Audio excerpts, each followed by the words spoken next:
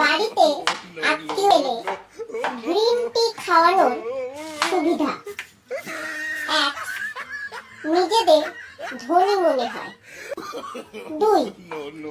দুধের খরচ বেঁচে যায়। 3.